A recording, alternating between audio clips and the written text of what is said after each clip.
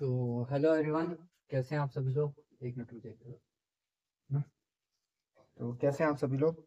बढ़िया। तो देखिए, पिछले लेक्चर में हम लोग ने क्या किया था, लैम्निक कॉन्सेप्ट ग्राफ के बारे में पढ़ा था। तो आज हम लोग रोजेस ग्राफ शेप ग्राफ के बारे में पढ़ेंगे। और कल से हमारा स्टार्ट होगा, नेक्स्ट लेक्चर से मतलब हमारा स्टार्ट होगा इनडेफिनिट इंटीग्रल। ठीक है। तो इनडेफिनिट इंटीग्रल्स मतलब 12th के बेसिस पे डेफिनिट और इनडेफिनिट जो पढ़ा था हमने, एक लेक्चर 12th का इनडेफिनिट और डेफिनिट। ठीक है, दो लेक्चर वो होंगे। और फिर उसके बाद हम जाएंगे अपने मेन कोर्स पे जो IIT जैम का होगा। मतलब इतनी चीज़ें हमारी जो है, मतलब कुल मिला के 10 लेक्चर होंगे। तो 10 लेक्चर हमारा प्रिपेयर होना चाहिए हमें, हमारे सिलेबस से पहले। ये 10 लेक्चर मतलब एक आप बोल सकते हैं आपके लिए वो है, रामबाण भी है। और ये बोल सकते हैं कि ये जो बेसिक है ये थोड़ा क्लियर होना चाहिए। ठीक है ना। और मतलब एक बात हमेशा याद रखें, मतलब एक बात आप क्लियर करिएगा, आपका जो फर्स्ट सेमेस्टर में कैलकुलस पढ़ाया गया होगा, जिसमें आपका हायर ऑर्डर हायर ऑर्डर होगा हायर ऑर्डर होगा। ठीक है। Not a higher order differential equation, higher order higher order पे इंटीग्रेशन। ठीक है ना। और फिर उसके बाद एरिया अंडर पैरामेट्रिक कर्व्स। फिर उसके बाद ये जो हमने स्केचिंग ऑफ कर्व्स, ये जो हम पढ़ा रहे हैं स्केचिंग ऑफ कर्व्स का एक छोटा सा टॉपिक, तो स्केचिंग ऑफ कर्व्स पूरा होना चाहिए। और फिर उसके बाद आपका होना चाहिए इंटीग्रेशन, जैसे साइन 4x का, sine to the power 4x, cos to the power 4x, ten to the power 4x, और फिर इन सब मल्टीप्लीकेशन में। तो ये सब का आपका जो है कि ये क्लियर होना चाहिए। और ये कैलकुलस फर्स्ट सेमेस्टर का पार्ट आपका क्लियर होना चाहिए इंटीग्रेशन से पहले।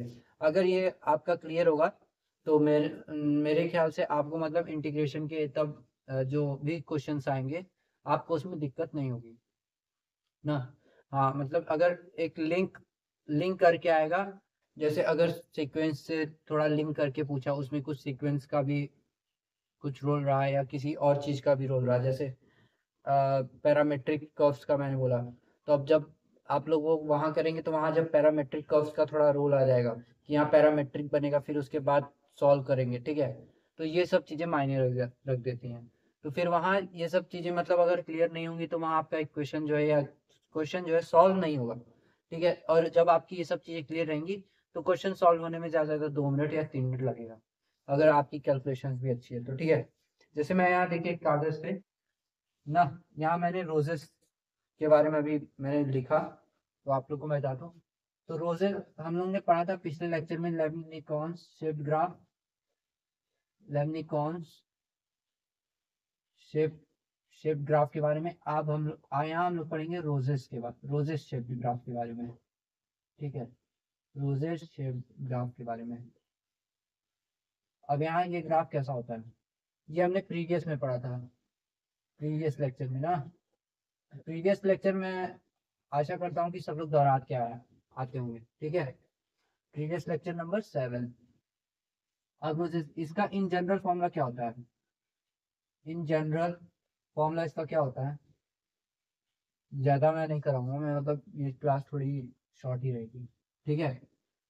तो यहाँ आर जो होता है ये होता है ए कॉस एन थीटा, या तो आर होता है ए साइन एन थीटा। यहाँ ए जो है एक कांस्टेंट है विच इज ग्रेटर देन 0। ठीक है। और एन जो है, N is a positive integer. Positive integer नहीं बोल सकते, हाँ इंटीजर बोल दीजिए, पॉजिटिव इंटीजर। ठीक है, पॉजिटिव इंटीजर। ठीक। तो एन मतलब यहाँ एन जो है 1 से लेके पूरा नेचुरल नंबर जो भी हो, which is also greater than 0। ठीक। ये इस फॉर्म में होगा। ठीक है। अब ये जो है ये आपका एक फ्लावर शेप बनाया गया। अब इसका नाम रोज क्यों पड़ा है, रोज, गुलाब, गुलाब के फूल के उस पे, क्योंकि ये जब भी ग्राफ बनाएगा तो इसका ग्राफ कुछ ऐसा ही आएगा, जैसे फ्लावर नहीं देखा है आपने ऐसे। ये तो मैं एक जनरल बता रहा हूँ, ऐसे फ्लावर जैसे होते हैं ना, तो ये कुछ ऐसे ही शेप में ग्राफ बनेंगे।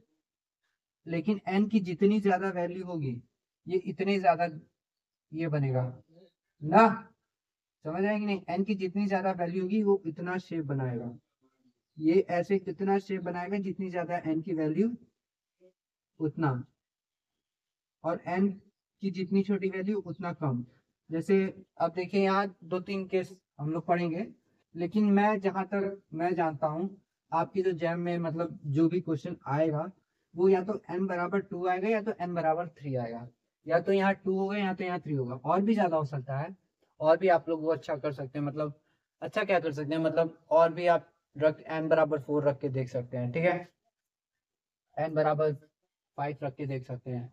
मतलब सबका अपना एक मतलब फ्लावर शेप, फ्लावर की तरह एक, जैसे फ्लावर नहीं होता है, बहुत उसकी बहुत सारे पेटल्स होते हैं ना, तो पेटल्स होते हैं, तो उन्हीं वैसे ही शेप यहाँ ग्राफ बनेगा। तो आप लोग कर सकते हैं बहुत, मतलब आप लोग फाइंड अपने अनुसार कर सकते हैं, लेकिन जितनी चीज यहाँ हमें जरूरत है हम उतनी चीज यहाँ करेंगे, ठीक है ना।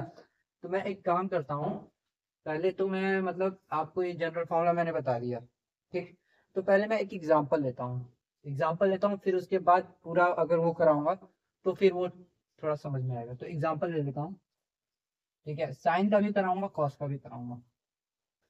तो चलिए एक एग्जाम्पल लेके सॉल्व करते हैं। एग्जाम्पल है हमारा, एक एग्जाम्पल है मैंने लिखा हुआ है, वो आपके बुक में भी दिया होगा, टेक्स्ट बुक में। यहाँ आप अगर पढ़ना चाहें हायर ऑर्डर डेरिवेटिव्स, ठीक है, higher order derivatives calculus part semester 1 के लिए, तो एक आती है जेके ठकराल की बुक, जो कि दिल्ली यूनिवर्सिटी में चलती है, मैं वहीं से पढ़ा हूँ, तो मैंने यही बुक फॉलो की थी। तो ये बुक मतलब अच्छी होती है क्योंकि यहाँ पॉइंट टू पॉइंट मतलब एक्सरसाइज दिया रहता है, मतलब ये कंबाइंड करके इन्होंने क्या किया है, एक ऐसी बुक बनाई है जिसको सिलेबस के तौर पे यहाँ के जो यहाँ का जो मतलब कैरिकुलम है वहाँ उससे मतलब हम लोग फॉलो कर पाए, ठीक है ना। तो ये बुक हो जाएगी सेमेस्टर फर्स्ट कंप्लीट जेके ठकराल, और एक कैलकुलस की होगी, ठीक है। तो यहाँ सब चीज मिल जाएगा आपको, ठीक है। अगर आप पीडीएफ डाउनलोड करना चाहें गूगल से डाउनलोड कर सकते हैं, अवेलेबल हो, ठीक है। मुझे तो पीडीएफ मिल गई थी, हमारी टीचर्स ने प्रोवाइड करा दी थी, तो मुझे तो गूगल से डाउनलोड करने की जरूरत नहीं थी। अच्छा चलिए हम लोग बात यहाँ एग्जाम्पल की करते हैं। तो यहाँ हम लोग आर लेते हैं बराबर कॉस 2 थीटा, ठीक है। क्या लेते हैं, कॉस 2 थीटा। यहाँ ए की वैल्यू क्या हो गई है 1, एन की वैल्यू हो गई है 2, ठीक। अब चलो अब इसको सॉल्व करते हैं। तो अब यहाँ थीटा की वैल्यू ऐसे पहले तो हम लोग क्या करते थे वहाँ, पहले हम लोग यहाँ थीटा की वैल्यू रखते थे, तो पहले एक काम करो, थीटा की वैल्यू रखो,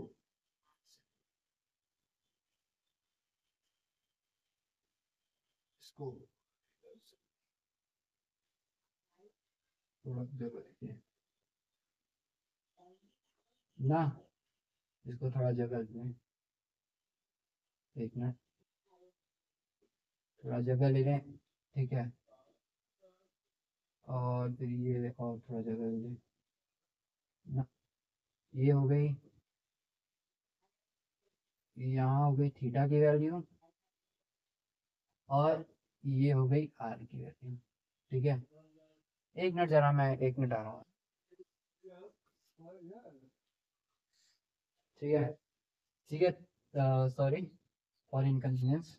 तो देखिए हम लोग थीटा लेते हैं, तो थीटा हम लोग यहाँ क्या लेंगे, जीरो से कॉस के लिए, तो थीटा जीरो ले लीजिए, पाई/6 ले लीजिए, पाई/3 ले लीजिए, पाई/4 ले लीजिए, या सॉरी पहले पाई/4 लेते हैं ना, फिर पाई/3 ले लीजिए, फिर पाई/2 ले लीजिए, फिर 2 पाई/3 ले लीजिए, फिर 3 पाई/4 ले लीजिए, 5 पाई/6 ले लीजिए, फिर उसके बाद पाई ले लीजिए, इसको थोड़ा आगे बढ़ा दो, ये पाई ले लीजिए, ठीक है। चलिए अच्छा अब यहाँ देखिए जीरो पे रखेंगे तो वैल्यू आर की क्या आएगी, जीरो पे 1, पाई/6 पे 2 × पाई/6, तो पाई/6 क्या आ जाएगा, पाई/3, पाई/3 पे इसकी वैल्यू कॉस पाई/3 की वैल्यू √3/2, नहीं 1/2 सॉरी 1/2, ठीक। पाई बाई 4 पे वैल्यू देखिए, 2 इंटू पाई बाई 4 देखिए, पाई बाई 2 क्या आ गई, ये 0 आ गई। पाई बाई 3 पे वैल्यू देखिए, 2 पाई बाई 3 की वैल्यू क्या आ जाएगी, हाँ 2 पाई बाई 3 की वैल्यू -1/2, देखिए -1/2, तो यहाँ वैल्यू क्या आ जाएगी, -1/2। पाई बाई 2 पे वैल्यू देखिए, क्या की वैल्यू, -1। 2 पाई बाई 3 पे देखिए, 4 पाई बाई 3, तो पाई प्लस पाई बाई 3, तो यहाँ पाई बाई 3 की वैल्यू होगी, क्योंकि कॉस पाई थर्ड क्वाड्रेंट में, ये थर्ड क्वाड्रेंट में जाएगा, तो ये चीज पॉजिटिव होती है, नहीं माइनस होती है, सॉरी। कॉस पाई बाई 3 अब यहाँ माइनस होगी, तो यहाँ पाई बाई 3 की वैल्यू क्या आ जाएगी, -1/2। ठीक है, थर्ड क्वाड्रेंट कॉस निगेटिव होता है, ट्वेल्थ का बेसिक। ठीक है, 3 पाई बाई 4 पे देखिए, तो पाई 3 पाई बाई 2, तो पाई प्लस पाई बाई 2, अब यहाँ क्या आ जाएगी, 0, सिंपल। अब 3 पाई बाई 2, तो 3 पाई बाई 2 यही वाली लाइन आई है जी, यहाँ तो कॉस 0 होता है ना। हाँ, 5 पाई बाई 6 पे देखिए, 5 पाई बाई 3, 5 पाई बाई 3 मतलब पाई प्लस, या 5 पाई बाई 3, तो क्या होगा, 2 पाई माइनस पाई बाई 3, तो 2 पाई माइनस पाई बाई 3, तो ये वाला क्वाड्रेंट फोर्थ क्वाड्रेंट आएगा, तो यहाँ वैल्यू हो जाएगी 1। 1 क्या, 1/2। पाई पे वैल्यू, तो 2 इंटू पाई, 2 पाई पे वैल्यू 1। देख लिए कैलकुलेशन के साथ साथ, ठीक है, ऐसे करते रहा करो। अच्छा, अब देखो, अब यहाँ हम लोग कॉस का सिंपल ग्राफ बनाते हैं, कॉस का सिंपल ग्राफ, सिंपल कॉस में एक मिनट स्केल जरा मैं ले लूँ यार, ऐसे जरा दिक्कत हो जाती है, ठीक है।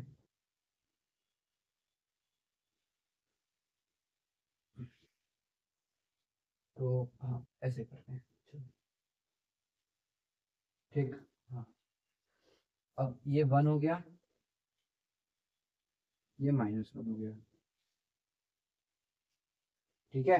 चलो, अब यहाँ हो गया, अब पाई बाई 4 के डिफरेंस पे बोलेंगे, पाई बाई 4, ठीक है। फिर यहाँ हो गया 0 0 कहाँ है वैल्यू, 3 पाई बाई 4,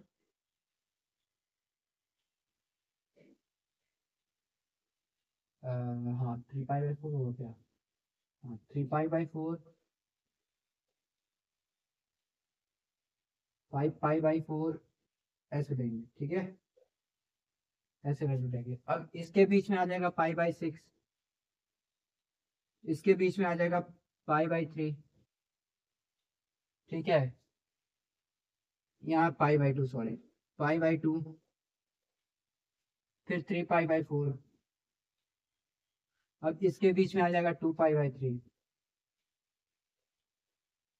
फिर यहाँ आ जाएगा क्या, 4, ठीक है। इसको थोड़ा बढ़ाते हैं आगे, सिस्टमेटिक वे से, फिर यहाँ आ जाएगा पाई, अभी इसके बीच में क्या आ जाएगा, 5 पाई बाई 4 ना, समझ में आ गया कि नहीं, 5 पाई बाई 6, ये लाइन में मिटा रहा हूँ, ठीक है। अब 0 पे वैल्यू होगी 1,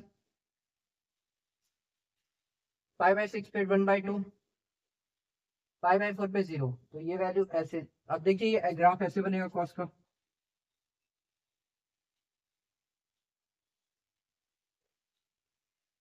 पाई बाई 2 पे -1, देखो ऐसे कुछ बनेगा, ठीक है। पाई बाई 2 पे वैल्यू -1, चलो -1 जा रहा है ना, हाँ, ठीक है। फिर यहाँ भी यहाँ वैल्यू बनेगी -1/2, ऐसे, फिर ये ऐसे, फिर ये 1 पे, फिर ये थोड़ा दूर बनाना चाहिए, फिर ये 1 पे ऐसे, फिर ये 1 यहाँ ऐसे, तो पाई पे यहाँ जाएगा। चलो ठीक है, ऐसे ही कुछ बनेगा ग्राफ ना। अब देखो, अब ग्राफ ऐसे बन रहा है। अब हमें इसी ग्राफ को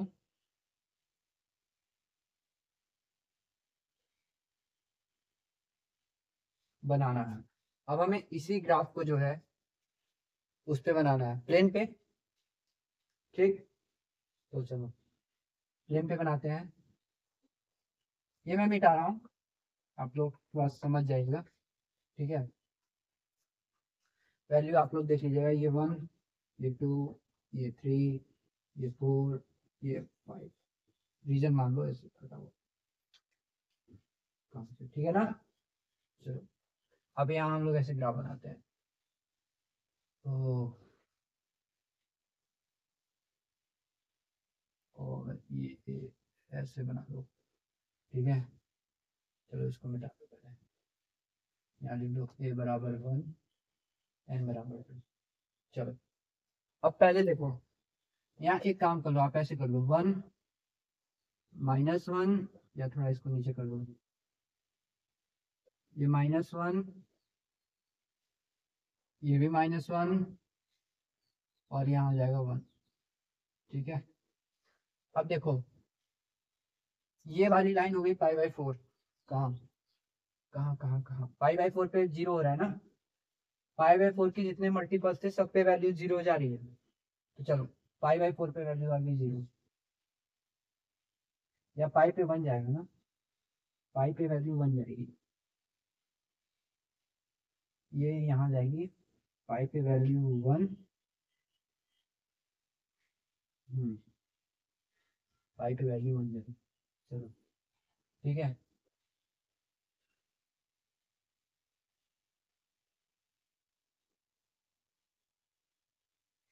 ठीक, ये हो गई। और एक ये वाली लाइन हो गई,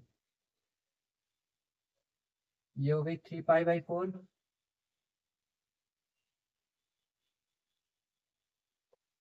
और ये वाली हो गई π/4। अब ये ऐसा मैंने क्यों खींचा, क्योंकि इस पे वैल्यू है 0। ठीक है, ये π/4 और ये 3π/4। अब इस पे वैल्यू है 0।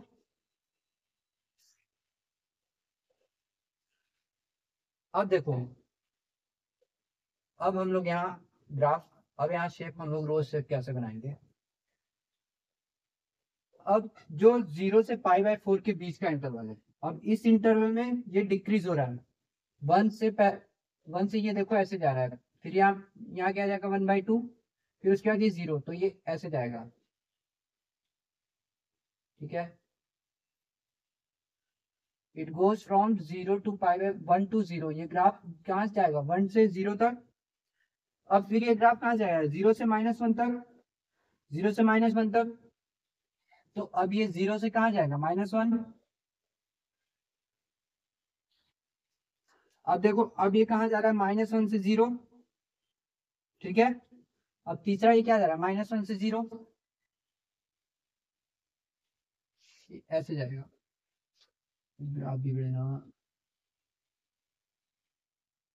Just like that. ओके, अब फिर उसके बाद ये कहाँ जा रहा है, फिर ये जा रहा है जो है 0 से 1, तो ये जाएगा 0 से। ठीक, ये 0 से -1, -1 0, 0 से 1, हाँ ठीक है, 0 से 1। अब फिर आ जाएगा 1 से 0। तो अब ये ग्राफ ऐसे चलता जाएगा। ठीक है, अब ये वाला देखो, ये ऐसे, अब देखो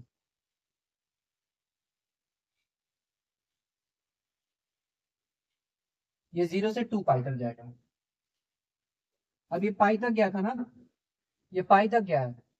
देखो ये पाई पहला 0 से 1 से 0, फिर 0 टू -1, -1 टू 0, फिर 0 टू पाई से 1 तक। अब ये ग्राफ फिर वैसे ही जाएगा, पाई से ये जाएगा अब पाई से 2 पाई तक। तो इसे बोलते हैं रोजेस। ये रोज शेप, मतलब रोजेस क्यों, क्योंकि ये फ्लावर के पेटल जैसा शेप बनेगा। ठीक है, एक नाम दे दिया गया रोज। तो ये शेप बनेगा ग्राफ, ये शेप बनेगा आपका आर बराबर कॉस 2 थीटा का। समझ में आई बात? यहाँ π/4 या 3π/4 इसलिए लिया गया क्योंकि जो π/4 के मल्टीपल्स हैं वहां पे वैल्यू हो रही है 0। तो इसलिए ये ये जो है यहाँ भी जब ये एंगल यहीं से जाएगा π/4 तो यहाँ वैल्यू 0 होगी, इसलिए हमने ये वाली लाइन ड्रॉ की। समझ में आई बात? ठीक है, इसके जितने भी मल्टीपल्स हैं यहाँ पे वैल्यू हो रही है 0 π/4 के। यहाँ देखो जैसे ध्यान दे दो, मल्टीपल ऑफ π/4 यहाँ पे वैल्यू हो रही है 0। तो इसलिए हमने ये वाली लाइन खींची कि यहाँ ये आके 0 पे हम लोग शो कर सकें। ठीक है, 0 पे हम लोग इसको एक यहाँ पॉइंट शो कर सकें। ठीक है, तो ये बनेगा आपका रोज। पॉइंट शो मतलब करने का मतलब है, जैसे पॉइंट शो नहीं बोल सकते, या 0 पे हम लोग यहाँ इसको बता सके। अच्छा, इस ये π/4 है, π/4 पे वैल्यू 0 आ रही है क्योंकि जो भी हमारा आर्क जाएगा जितने भी डिग्री का एंगल का, वो हमारा ओरिजिन से स्टार्ट होता है। समझ गए ना बात? आई होप आप समझ गए होंगे। ठीक है, तो देखिए अब ये हमारा r बराबर cos 2 थीटा का होना, यहाँ n की वैल्यू 2 थी। तो अब आप लोग एक चीज ऑब्जर्व करिए। अब देखिए फॉर n बराबर 2, फॉर n बराबर 2, जब n की वैल्यू 2 है तो हमारा ग्राफ कैसा बना है? यहाँ मैं छोटा सा बना रहा हूँ,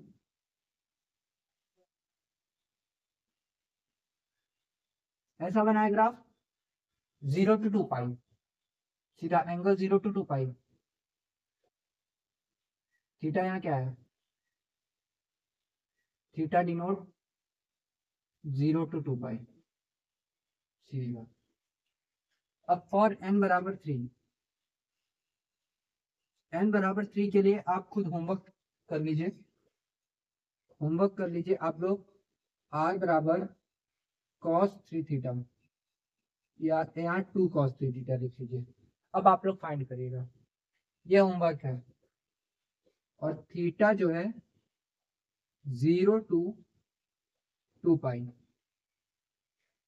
ये ऐसे लिख रहे हैं, theta denote 0 to 2 pi, 0 to 2 पाई। हाँ, इसका एक हम लोग एक मतलब मैं रफ बना दे रहा हूँ, कैसे बनेगा रफ।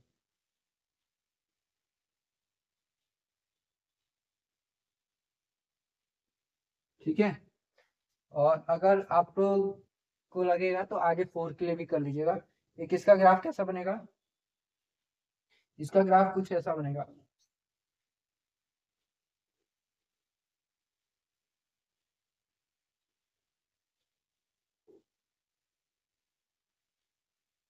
एक मिनट रुक जाइए, थोड़ा गड़बड़ हो गई, ऐसे नहीं।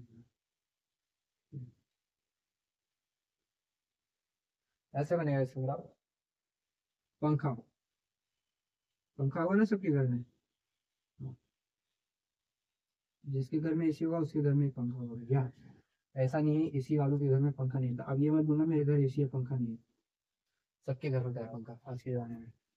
तो ये बनेगा, ये थोड़ा रफ मैंने बना दिया। ठीक है, ये बनेगा पाई तक। फिर उसके बाद आप यहाँ से उसके लिए भी कर सकते हैं ऐसे, ये बनेगा पूरा 2 पाई का। ठीक है, ठीक है, ये पूरा बनेगा 2 पाई का, ये पूरा बनेगा ऐसे 2 पाई का। मतलब ये दोनों चीज इसके सिमेट्रिक में, नीचे ये इधर भी बनेगा और ये ऊपर बनेगा। ठीक है ना? तो ये बनेगा आपका n बराबर 3 के लिए। तो चलिए, अच्छा n बराबर, अब यहाँ कॉस का हमने देख लिया, n बराबर 4 के लिए आप ट्राई कर लीजिएगा, ये आपका होमवर्क है। ठीक है, तो अब यहाँ हम लोग एग्जांपल लेंगे r बराबर साइन 2 थीटा का, और फिर साइन 2 थीटा भी सॉल्व करेंगे। अब साइन का देखेंगे कैसा बनता है। ठीक है ना? Sine 2 theta. ठीक है, साइन 2 थीटा की हम लोग यहाँ बात करेंगे। ठीक है ना? अभी 1 मिनट जा रहे हैं, तो जरा जब लिंक डालता हूँ ना तो वीडियो स्टॉप कर देता हूँ, जिससे आप लोग का भी समय बर्बाद ना हो और मेरा वीडियो भी लंबा ना जाए। देखिए अभी वीडियो ही 24 मिनट का हो गया हमारा। आप लोग को ये समझ में आया कि नहीं? ये मेरा समझाने का बस मोटो ये है ना, कि जैसे कभी कभार क्या होता है, जब आप जैम का पेपर उठाएंगे तो वहाँ अब एक ही जरूरी नहीं है कि आपका एक ही पैटर्न फॉलो करे, ठीक है। और अगर आप ध्यान देंगे पैटर्न तो एक ही रहता है, लेकिन हर 2 साल बाद जैसे जैम के सिलेबस में क्या होता है कि कुछ ना कुछ फ्लैक्स फ्लक्स या बोल सकते हैं फ्लक्चुएशन देखने को मिलता है। फ्लक्चुएशन इन द सेंस, जैसे जब 2024 का मैंने पेपर दिया, उसमें जो है कि इंटीग्रल कैलकुलस बहुत लेंदी पूछा, हार्ड नहीं पूछा, लेंदी पूछा और थोड़ा कॉन्सेप्ट बेस पे पूछा। Concept base in the sense, जैसे मैंने ये ग्राफ पढ़ा है ना, तो एक आध ऐसे भी बन रहा था ग्राफ, ठीक है। वो अगर पेपर में कराऊंगा तो आपको जब मैं सिलेबस कंप्लीट कराऊंगा, अभी कराने का कोई मतलब नहीं है वो सब क्वेश्चंस। सिलेबस कंप्लीट हो जाने के बाद जो 5-6 लेक्चर और कराऊंगा तो उसमें मैं पेपर जैसे 2024 में, 2025 में, 2023 का, मतलब भाई 5 साल का कराऊंगा, ज़्यादा मैं भी नहीं कराऊंगा ना। तो उसमें मैं आपको बताऊंगा, मतलब उसमें जो है कि कभी कभार क्वेश्चन पूछ देता है। और जब आप जैम का पेपर करके जाते हैं तो जैसे अभी क्या है कि मार्केट में लिमिटेड लिमिटेड चीज़ें अवेलेबल हैं, ठीक है, और इसका कोई अंदाज़ा लगा नहीं सकता। जैसे जेई मेंस एडवांस के पेपर में क्या है, एक टीचर अंदाज़ा लगा लेता है, अच्छा चलो वहाँ भी क्वेश्चन अनलिमिटेड है, ठीक है, उसकी तो बात ही अलग है। तो लेकिन जो है कि वहाँ टीचर आपको अगर पढ़ा रहा है तो एक वो, अगर वो 10 साल से 15 साल से पढ़ा रहा है तो वो टीचर एक वो लगा सकता है, एक मतलब जिसे बोलते हैं एक तुक्का भी बोल सकते हैं, तुक्का ही बोलेंगे, लेकिन हाँ उसका तुक्का कभी कभार सही निकल जाता है क्योंकि वो 15 साल से पढ़ा रहा है। वो तुक्का भी मारेगा तो उसका 90% होगा कि शायद ही सही होगा, है कि नहीं। तो उन लोग का ये होता है। तो यहाँ क्वेश्चन पहली बात लिमिटेड है, मतलब लिमिटेड क्वेश्चन क्या है कि मतलब आप अंदाजा नहीं लगा सकते कि कैसे क्वेश्चन कहाँ से क्या बनेगा। हाँ आप वो क्वेश्चन जैसे जो 10 साल 15 साल में जो क्वेश्चन पूछा है, आप वैसे क्वेश्चन के लिए प्रिपेयर हो सकते हो। अब वैसे क्वेश्चन के प्रिपेयर भी हो सकते हो, फिर उसके बाद जब आप आगे सॉल्व करोगे तो फिर आपको जब आपके पास जब नया पेपर आएगा, वहाँ तो नया आएगा, क्वेश्चन रिपीट होता नहीं है, न जेई मेंस में हुआ है, ना एडवांस में हुआ है, ना आज तक जैम में हुआ है। तो आप वहाँ हर तरीके से डिफरेंट क्वेश्चन देखोगे। तो बहुत सारे टॉपिक्स को लेके वो एक क्वेश्चन बनता है, मतलब वो 10-15 टॉपिक को लेके एक क्वेश्चन बनता है। और जब वो एक नया क्वेश्चन बनता है ना, तो वो अपने आप में ही एक बहुत बड़ी होती है चीज़, ठीक है।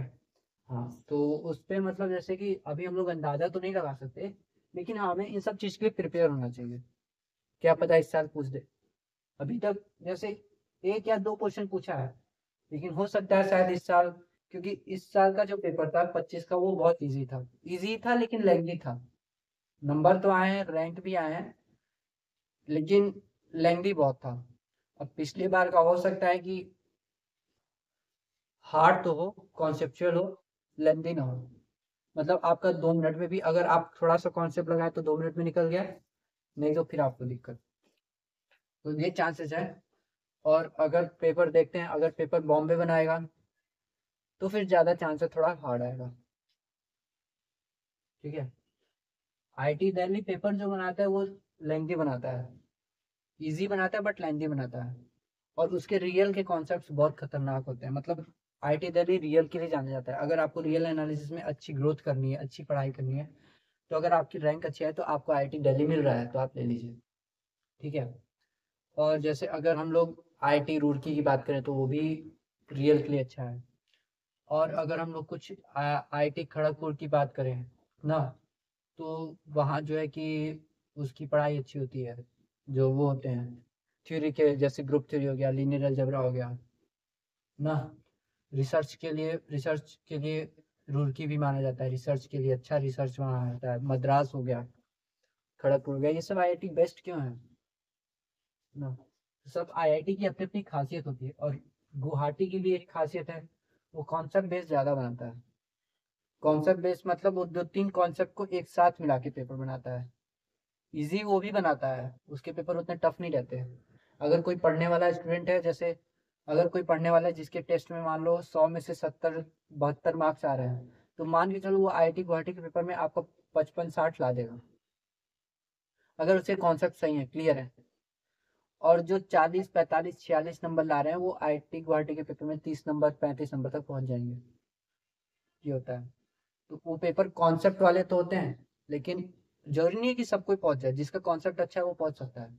और ये भी जरूरी नहीं है कि जो 50-60 50-55 नंबर ला रहा है क्या वो IIT गुवाहाटी के पेपर, नहीं, वो भी ला सकता है 50-55-60। लेकिन एक होता है आपका कॉन्सेप्ट क्लियर होना चाहिए वहाँ।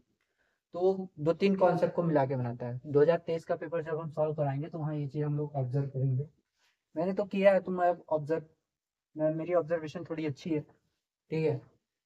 तो मेरे वो रहते हैं, तो चलिए अच्छा साइन टू थीटा कर लेते हैं, बाद में बात हम लोग करेंगे इसके बारे में। चलिए भाई, साइन टू थीटा। अब यहाँ हम लोग पाई से माइनस पाई बाई टू से पाई लेंगे, ठीक है। तो ये ध्यान रखिएगा, यहाँ ए की वैल्यू है 1, एन की वैल्यू है 2, सिमिलर, ठीक है। थीटा की वैल्यू और आर की वैल्यू,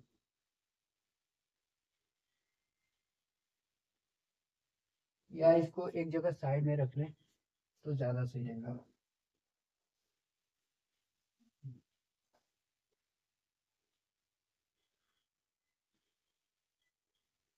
ये थीटा, ये आर, ठीक है।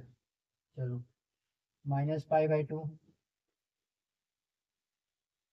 ठीक है, -3 पाई बाई, या -3 पाई बाई 4, -2 पाई, माइनस, बोल सकते हैं 5 पाई बाई 6 पहले लेते हैं, -5 pi by 6, -3 pi by 4, -2 pi by 3, फिर पाई बाई, फिर उसके बाद आ जाएगा पाई, फिर उसके बाद आ जाएगा आपका, या जीरो लिख लो, जीरो लिख लो, -पाई बाई 2 से पाई बाई 2 ना, हाँ चलो।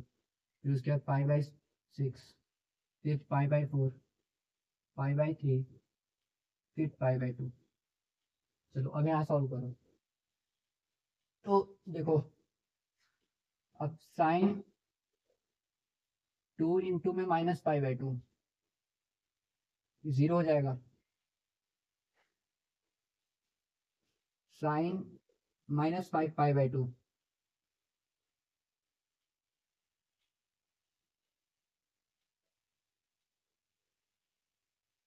Sign -5 pi by 3, pi by 3, तो ये क्या आ जाएगा, माइनस को बाहर ले लो, ये हो जाएगा 2 पाई - पाई बाई 3।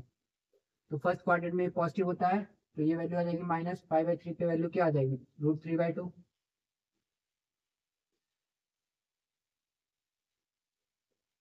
चलो -पाई बाई 4 पे देखो, तो पाई माइनस बाहर ले लो, 3 पाई बाई 4, पाई बाई 2, तो पाई+पाई बाई 2, पाई+पाई बाई 2 मतलब सेकेंड क्वाड्रेंट, तो यहाँ वैल्यू क्या आ जाएगी, नेगेटिव, तो ये क्या आ जाएगा -1। चलो, -2 पाई बाई पे देखो, तो माइनस साइन बाहर ले लो, 2 पाई बाई 3 इंटू में 2, 4 पाई बाई 3, 4 पाई बाई 3 क्या है, पाई+पाई बाई 3। तो ये थर्ड क्वार्टर में क्या हो जाता है, ये निगेटिव, तो माइनस माइनस प्लस हो जाएगा, तो ये हो जाएगा √3/2। अब ये जीरो पे आ जाएगा वैल्यू जीरो। पाई बाई 6 पे वैल्यू देखो, तो पाई बाई 3 √3/2, पाई बाई 4 पे देखो 1, पाई बाई 3 पे देखो, तो पाई by 3 2 pi by 3, 2 pi by 3, पाई-पाई2 3, pi minus, तो ये √3/2 आ जाएगा, पाई माइनस हो जाएगा तो सेकंड क्वाड्रेंट में चला गया। अब ये आ जाएगा पाई बाई 2 पे, पाई बाई 2 पे करो तो 2 से 0 आ गया। अब चलो,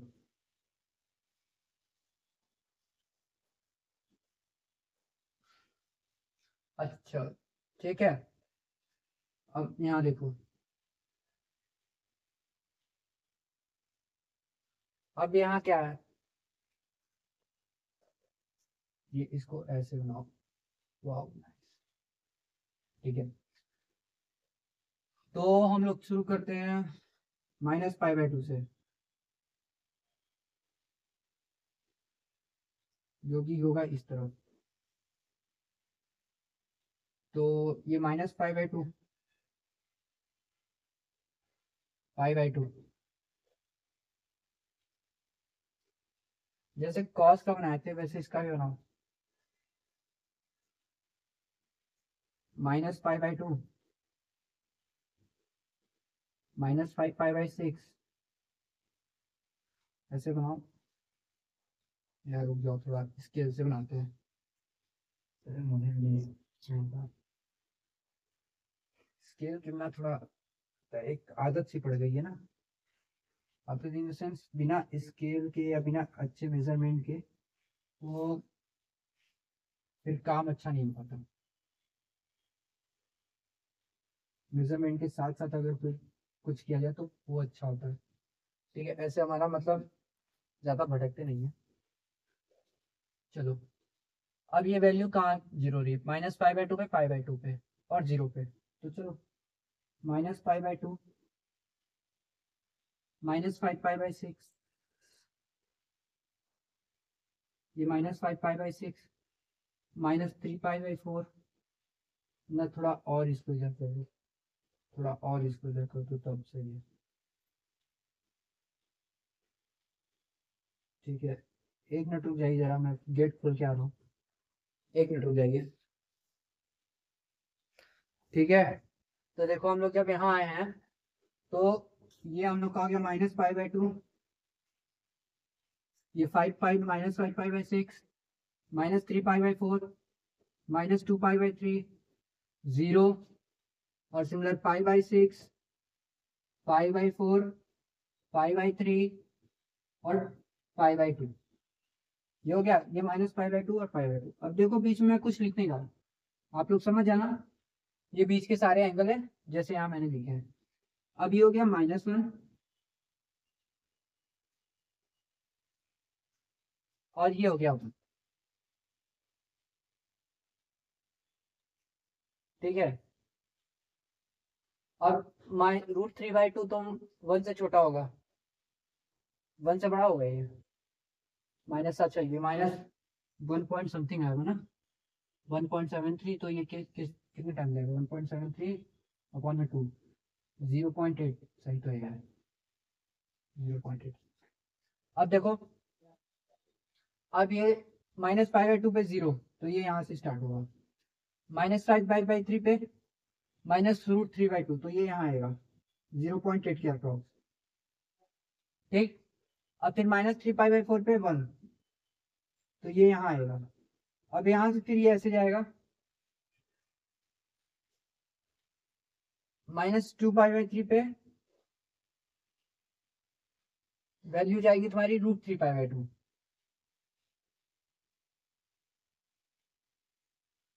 अच्छा, इस पे वैल्यू जाएगी रूट,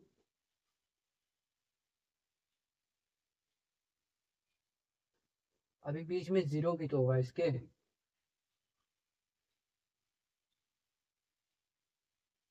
तो माइनस साइन, एक मिनट ये यहाँ गड़बड़ हो गया शायद, 4π/3, तो 5 + π/3, नहीं सही तो है यार, ये माइनस आएगा, सॉरी ये माइनस आएगा। वही तो मैं बोलूँ, मैं गड़बड़ कहाँ कर रहा हूँ यार, 3 हो कैसे हो सकता है, सॉरी ये माइनस आएगा, माई फॉल्ट। पाई ये थर्ड क्वाड्रेंट में चला जाएगा। ठीक है, sorry sorry sorry, third quadrant में जाएगा। अब ये आएगा -5/8, तो यहाँ वैल्यू -5/8 सिमिलर। ठीक है, अब फिर यहाँ से ये वैल्यू जाएगी 0 पे 0, 5/6 पे ये वैल्यू यहाँ, 5/4 पे 1, फिर उसके बाद ये वैल्यू ऐसे, फिर यहीं पे वैल्यू, फिर √3/2, फिर यहाँ पे 0। तो देखो,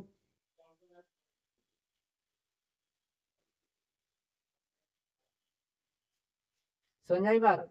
अब चलो, अब इसका जो है कि हम लोग वो बनाते हैं, उसे क्या बोलते हैं, यहाँ मैं छोटा सा बनाऊंगा, ज्यादा बड़ा नहीं बनाऊंगा, मैं पहले बोलूंगा। ठीक है, एक छोटा सा ग्राफ बनाऊंगा, यहाँ से आप लोग समझ जाओ। ठीक है, अब ये हो गया -π/2, ये हो गया π/2।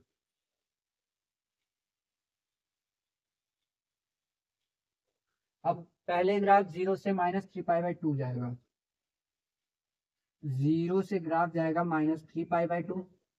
तो मान लो ये 0, यहाँ से ग्राफ शुरू हो रहा है 0 किस पे, π/2 पे, तो ये वाली यहाँ कुछ लाइन बनाने की जरूरत नहीं। तो ये जाएगा पहले -3π/2 पे, ठीक है, यहाँ आया। अब फिर ये जाएगा 1 पे, या देखो ऐसे, ओ सॉरी सॉरी सॉरी, गलती हुई गलती हुई गलती हुई गलती हुई गलती हुई गलती हो गई। ये किस पे, -π/6, तो ये जाएगा -3π/2, तो यहाँ समथिंग, यहाँ गया, फिर ये जाएगा 1 पे, ये बीच में, फिर यहाँ से जाएगा -3π/2 पे, गया, यही वैल्यू होगी ना, और फिर ये जाएगा 0 पे, ये ऐसे बन गया, बन गया। अब फिर उसके बाद 0 से फिर ये जाएगा 3π/2 पे, 3π/2 कहाँ है, इधर, तो ये जाएगा इधर, ठीक है, फिर ये 1 पे, फिर ये लौटते समय आएगा 3π/2 पे, फिर ये 0 पे। तो ये ग्राफ ऐसे बनेगा, देखो, ठीक है। अब यही सेम चीज ऐसे कर दो, यही सेम चीज यहाँ भी बनेगी, π/2 से फिर इसके आगे, ये तो ये दोनों क्वार्टर में हो गया ना, ये तो -π/2 से ये इन्हीं दोनों में हो गया। जब इसका सिमेट्रिक बनाओगे पूरे चारों क्वार्टर में, तो ये ऐसे बनेगा, समझ गए। पहले ग्राफ कहाँ जाएगा, 0 से 3π/-√3/2, फिर उसके बाद फिर -1, फिर -1 से -3/2, फिर 0, फिर ऐसे ही बढ़ता चला जाएगा। ये मैंने इसलिए लाइन वाइज बताया क्योंकि ऐसे समझने में सही रहेगा, आपको दिक्कत नहीं होगी समझने में, समझ गए कि नहीं। तो साइन का ग्राफ कैसे बन रहा है, आप एक मेजर डिफरेंस देखोगे, जो कॉस का ग्राफ होगा वो आपके एक्सिस पे बनेगा, और साइन का ग्राफ जो होगा वो आपका क्वाड्रेंट में बनेगा, first quadrant, second quadrant, third quadrant and fourth quadrant, for n बराबर 2 के लिए। अब फॉर n बराबर 3 के लिए देख लो, यहाँ कांस्टेंट कुछ भी चेंज करो, ग्राफ बनना ऐसे है, बस ये ग्राफ थोड़ा शेप में बड़ा हो जाएगा अगर यहाँ कांस्टेंट कुछ भी मल्टीप्लाई करोगे तो। यहाँ 1 मैंने किया, अगर आप 2 3 4 और ज्यादा करोगे तो वो शेप में थोड़ा बड़ा हो जाएगा, ग्राफ बनेगा सेम, ठीक है। तो आप लोग एक रफ स्केच बना के अपना काम भी कर सकते हो एग्जाम में।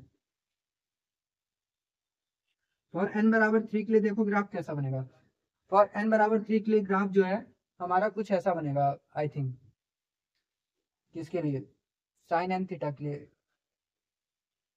ओहो वो मैंने, सॉरी सॉरी सॉरी,